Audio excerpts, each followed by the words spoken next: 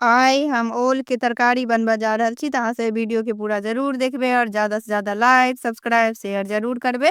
ते हम ओल के छील के खूब बढ़िया से धो के एकरा हम काट देलिए हैं, तो चक्का चक्का में एकरा काट के ल ले के छे। खंड नहीं काटबे, चक्का में काट के ल लेबे। तो देखियो हम एहन मोट काट के ल लेलो हैं, तहिना क के काट के ल ले के छे। अब नेबो ल लेलिए हैं, तो नेबो के काट के एमे रस एकर गाड़ देबे।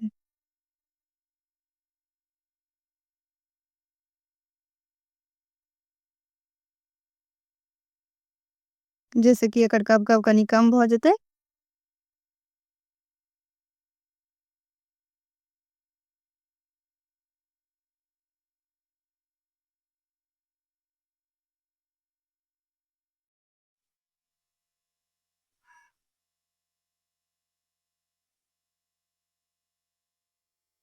कब में नून द देबे, तो छोटकी चम्मच से आधा चम्मच नून द देलिए हैं, आधा नींबू के रस गाड़ के द देलिए हैं। आधा छोटकी चम्मच हरद बुकनी द देबे।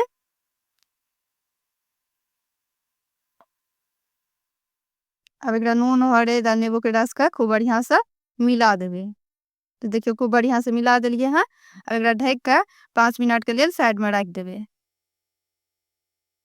अब एत एक मिक्सी जार ल लेलिए हैं, एमे सरसों और राई के दाना दोनों मिक्स क के हम ल लेलिए हैं, 2 चम्मच करीब। आद ल लेलिए हैं 1 इंच, ओकरा 2 टुकड़ी काट के से द देलिए हैं। 1 चम्मच जीर द देलिए हैं, छोटकी चम्मच से। एकरा सब चीज के बिना पानी देने पहले पीस लेबे। एकरा पीसला के बाद अब एमे पानी द देबे, आ पानी द के खूब बढ़िया से एकरा पीस के ल ले के छे। तो देखिए खूब बढ़िया से खूब मिही क के पीस लेलिए हैं। अब एकटा कटोरी में एकरा निकाल लेबे सबटा।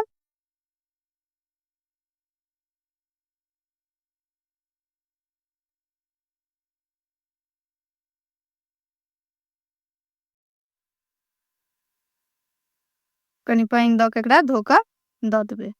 जे मसाला लागल छे से सबटा पानी द के मिला के ल ले के छे।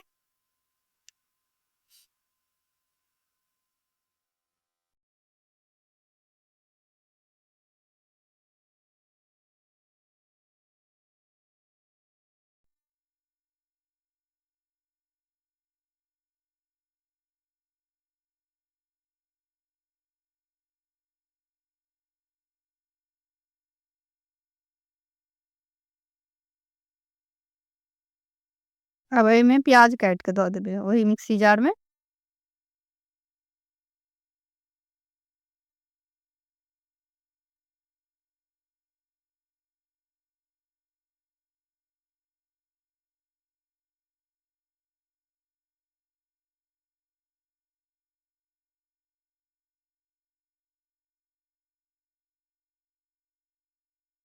तो 2 टा मीडियम साइज के प्याज काट के द देलिए हैं, 8-10 टा लहसुन के कली द देलिए हैं। एकरा पीस लेबे। तो देखिए एकरा पीस लेलिए हैं। अब जे ई ओल मिला के रखने छलिए हैं से ओल ल लेबे। तो देखियो ए ओल में से कते पानी निकलले हैं। ए पानी के हटबे के नहीं छे, पानी के रह देबे।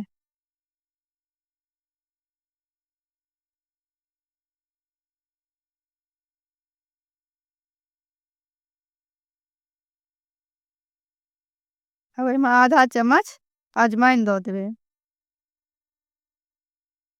आधा चम्मच मंगरैल जेकरा कलौंजी सेहो कहै छियै से द देबे। आधा चम्मच मिर्चाई के बुकनी द देबे। काश्मीरी लाल मिर्च बुकनी या मिर्चाई के बुकनी द सकै छियै। अब बेसन ल लेलिए हैं, एमे 2 चम्मच बेसन द देबे। अब एकरा खूब बढ़िया से मिला देबे। पानी छैहे ओल में से जे निकलल छे आ नेबो के रस वाला, तो ओही में एकरा खूब बढ़िया से मिला दे के छे।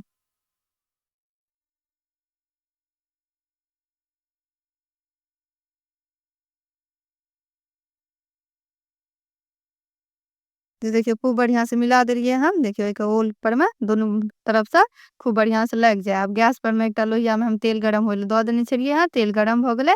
तब एक एक टाइम में ओल के चक्का द देबे।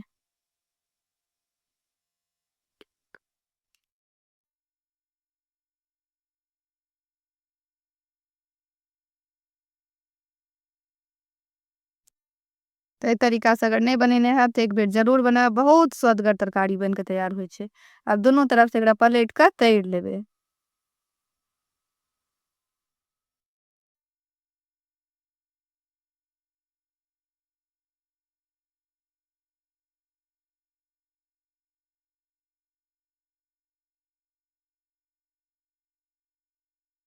देखियौ दुनू तरफ से पलट के एकरा तैर लेलियै हें, ई कनी ललहन भऽ गेलै हें, तऽ एकरा निकालि लेबै। अहिना कऽ कऽ सबटा ओल के तैर कऽ लऽ लै के छै।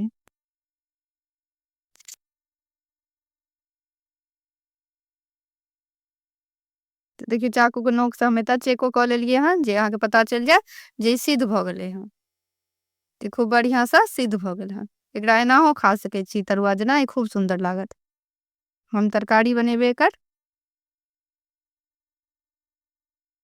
तऽ देखियौ सबटा ओल के हम तैर लेलहुँ हन।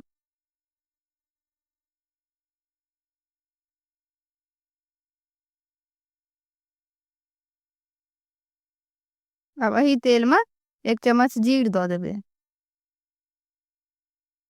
और आधा चम्मच सरसों राई सेहो दऽ देबै। 2 टा तेजपत्ता तोड़ि कऽ दऽ देलियै हें।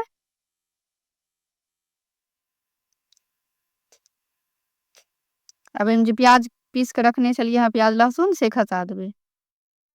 अब एकरा चलबैत कनी भूजि लेबै प्याज लहसुन के।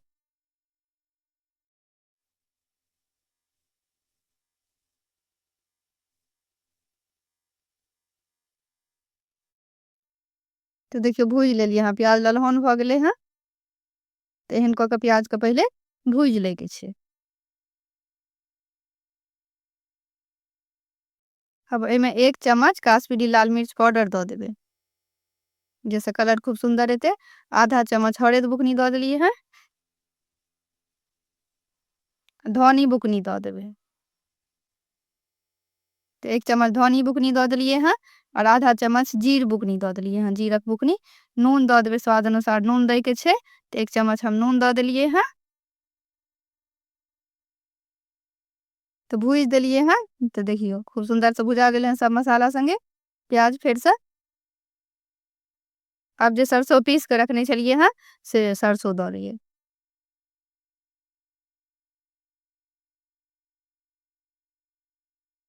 कम आँच पर में फेर से एकरा चलबैत भूजि लेबै खूब बढ़ियाँ से।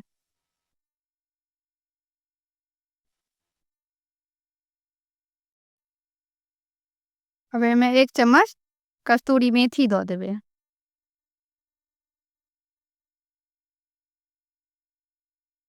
तो देखियो मसाला तेल छोड़ देलकै हँ, खूब बढ़ियाँ से भुजा गेलै हँ ई सब मसाला। अब एहिमे पानी दऽ देबै।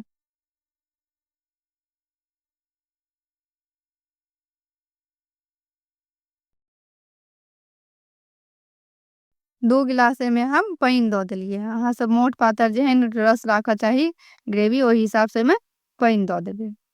अब देखियौ खूब बड़का लगलै हँ, जहन ई खूब बड़का लगतै तऽ एकरा एक बेर खूब बढ़ियाँ से चला दै के छै। अब जे ओल तैर के रखने छलियै सबटा ओल एहिमे खसा देबै। जहन खूब बढ़ियाँ से बड़का लागत तखन खसेबै। अब एहिमे आधा चम्मच गरम मसाला से दऽ देलियै हँ। अब खटाई के लेल एहिमे हम ने टमाटर देलियै हँ, किछो नहीं देलियै हँ, कियाकि हम ओले में मिला देने छलियै हँ नेबो के रस, ताहि दुआरे नहीं देलियै हँ। अहाँ सबके अगर खट्टा ज्यादा पसंद हैत तऽ दऽ सकै छियै।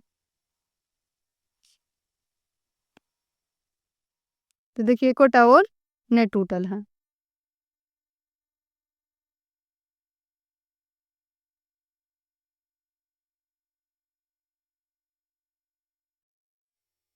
तो देखियो ई हमर ओल के तरकारी बन के तैयार भऽ गेल।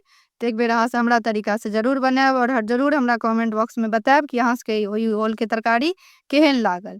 और लाइक केनाइ नहीं बिसरबै और पूरा वीडियो देखे के लेल अहाँ सबके बहुत-बहुत धन्यवाद।